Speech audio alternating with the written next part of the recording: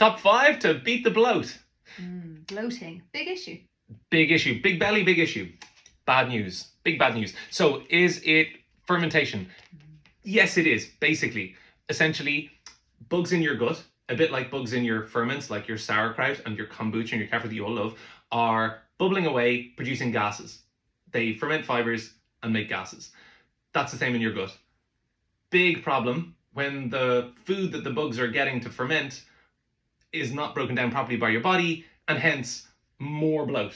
And that means the bugs climb up your belly to where they shouldn't be, rather than being down in your colon, and then even more bloat. So what can we do about that? Top tip, secret solutions. So you want to correct where they are, and a lot of that is to do with chemical breakdown of food higher up the gut. We'll get to something around stomach acid production in a sec, but essentially digestive enzymes, both the ones that you take orally, plant-based enzymes, or things like digestive bitters that promote your body to produce their own enzymes, are the way forward. Chewing your food too. Chewing your food is massive. I think there's like what I think called the cephalic phase, right? We should probably discuss that. There is the cephalic phase. We should definitely discuss it. Phase that Finn likes to talk about a lot. Mm-hmm. So yeah, basically when you sit down to eat your meal, if we are just eating on the fly, in our car, watching TV, we're not actually focused on our food, we don't actually get to start to make the salivary amylase and all of those kind of enzymes that happen in the mouth, because we're not like spending time going like, there's my food, giving our body that chance see to it, smell enzymes. It, yeah, exactly. And so we want to increase that period. So we want to sit at our food, look at it, appreciate it, maybe say a little blessing over it, and then make sure we chew it loads and loads and loads of times so that it's broken down before we swallow.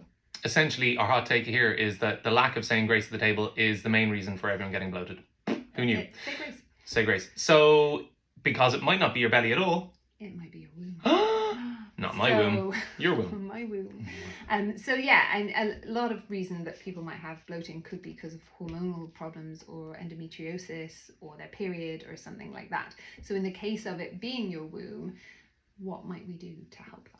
So taking supplements like magnesium, like evening primrose oil or starflower oil, even more beneficial, vitamin B6, maybe herbs like Agnus castus. Those are herbs and nutrients that all help to either reduce the cramping that's happening inside the womb, or that help as a precursor to help prevent the hormones production that's stimulating the tissues towards that, if it's, let's say, endometriosis, growth of follicles outside the womb, that sort of stuff. So just kind of slowing down and quietening down the hormonal trigger and reducing the tightness of the tissue. Yeah, and also if it's period related, I would make sure to eliminate things that are harder to digest, like gluten, for example, in the days leading up to your period, so that you don't retain as much water. So that's the first tip. And for some people who don't break down gluten so well, it might be constipation. Constipation. So constipation is obviously another reason that you can get bloating, because things sitting around in there longer, they're also fermenting longer, and everything's just kind of backing up. So you've got that kind of bigger toxin load. So the thing that I always do around constipation is daily belly massage. It's really good for breaking down any adhesions that you have in the tissues, moving wind through, and just keeping everything working a little bit better. So it's kind of stimulating all the digestive organs. So you want to work in the direction that your digestion goes. So we're going to go up the right side, across to the left, down the left side, and across the bottom again. Mirrored on Instagram. So up the right, and you just do little circular fists like this. Nice if you have a nice oil. Across the top, so you can go across like this 4 times. Down the other side, and you can do those little massagey ones, and then down from pubic bone to pubic bone in a little smiley face. And just doing it for like 30 seconds to a minute every single day will be a really good way to just keep that motion going through. Bang on. Also, things to consider: dehydration, massive thing. Your colon essentially is a sponge. So what your colon wants to do is suck all the water out of your food and create a nice, soft but firm stool. So was that good? It was good. Yeah. So essentially, more water taken with, not with your food. That's why I'm getting all caught up here, because you specifically don't want to take water with your food, because that's going to dilute the digestive juices. You do want to get the minimum of 2 liters of water in, a minimum of half an hour away from your meal times. Also, soluble fiber, because again, that's the thing that triggers, as your digestive system, your intestine senses the pressure from food going through, like in form of fiber, it encourages peristaltic tone, peristaltic rhythm, and that helps the wave motion of the gut get the poo out the end. So how to help with all these things in terms of herbs?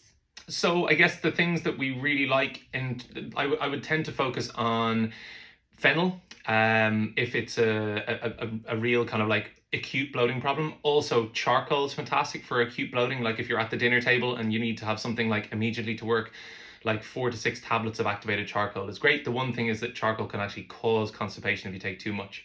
Silica is another fantastic herb that's both helps to nourish and repair the lining of the gut, but also binds toxins, binds all sorts of gassy stuff, gassy producing things. Because it can also be a bug, right? Or a longer, bigger health problem. So you just need to identify that. Exactly. That's the big trick, isn't it? Exactly. To knowing what's a short-term acute thing, what's a long-term thing. So some people, you might have an underlying condition that might need to be looked at by a doctor. So inflammatory bowel disease or Crohn's colitis or diverticulitis, these sorts of things can sometimes start to creep in with the kind of like smaller symptoms like bloating and then become much bigger deals.